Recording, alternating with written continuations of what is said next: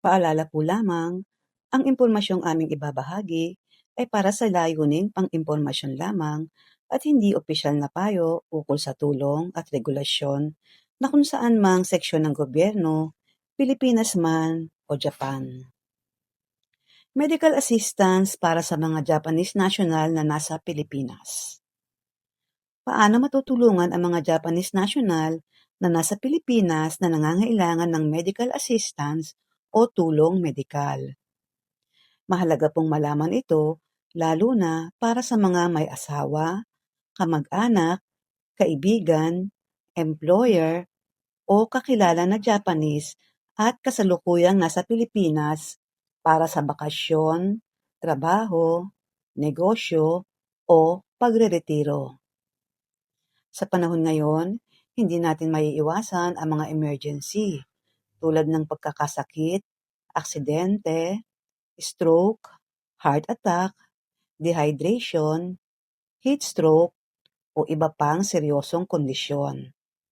Kapag nangyari ito sa isang dayuhan, lalong nagiging komplikado ang sitwasyon dahil sa language barrier, kakulangan ng impormasyon, at minsan ay problema sa insurance o dokumento.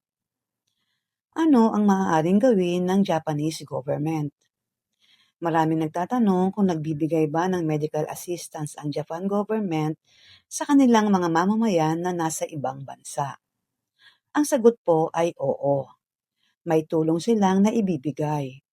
Ngunit, mahalagang maintindihan na ang tulong nila ay kadalasang coordination, guidance at assistance, hindi direktang pagbabayad ng hospital bills.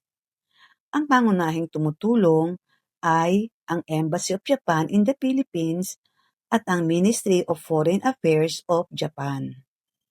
Ang Embassy of Japan sa Pilipinas ang pangunahing kontak ng mga Japanese national na nasa bansa at nangangailangan ng emergency assistance. Mga sitwasyon na nangangailangan ng medical assistance. Narito ang ilang halimbawa ng sitwasyon kung saan maaaring humingi ng tulong. Una, biglaang pagkakasakit. Halimbawa, high blood pressure, stroke, heart attack, pneumonia, dengue, at severe dehydration. Kapag na-admit sa ospital ang Japanese national, maaaring tawagan ang Japanese Embassy upang humingi ng assistance. Ikalawa, aksidente. Katulad ng vehicular accident, motorcycle accident, pagkahulog, at work-related accident. Sa ganitong sitwasyon, mahalaga ang mabilis na coordination sa ospital at sa pamilya sa Japan.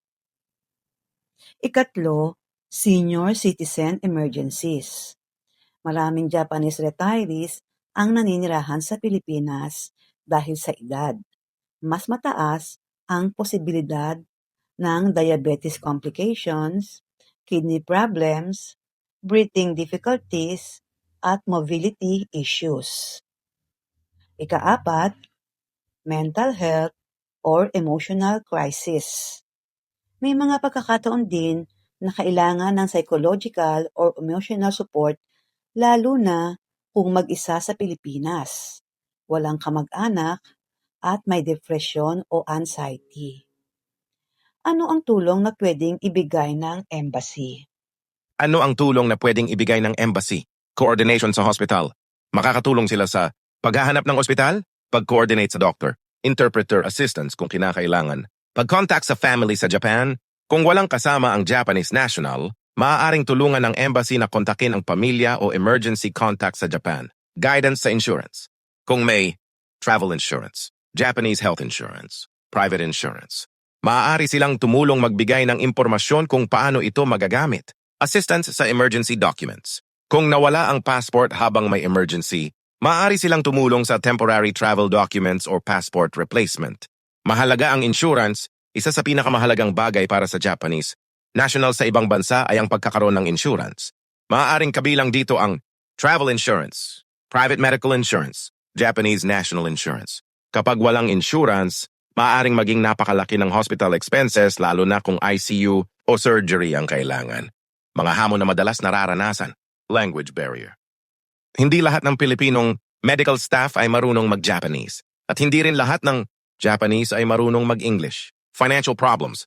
May ilang kaso na walang cash, walang available card, delayed ang insurance approval, kawalan ng kasama, may mga Japanese na mag-isang bumibiyahe o naninirahan sa Pilipinas, kaya walang immediate support system. Ano ang dapat gawin kapag may emergency? Unang hakbang, dalhin agad sa pinakamalapit na hospital or emergency room. Ikalawang hakbang, kontakin ang pamilya, employer, kaibigan, Japanese embassy. Ihanda ang mahahalagang dokumento.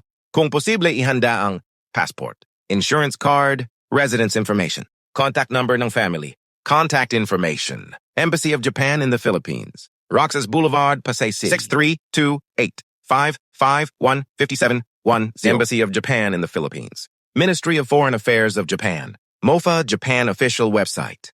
Paalala sa lahat, ang medical emergency ay maaaring mangyari anumang oras at kahit kanino, kaya mahalagang may updated contact information, may insurance, alam ang emergency procedures, may kopya ng important documents. Para naman sa mga Pilipinong may asawa, employer o kaibigang Japanese, malaking tulong ang pagiging handa at maalam kung paano sila matutulungan sa oras ng pangangailangan. Ang impormasyong ito upang maging handa tayo sa anumang emergency situation ng mga Japanese national na nasa Pilipinas.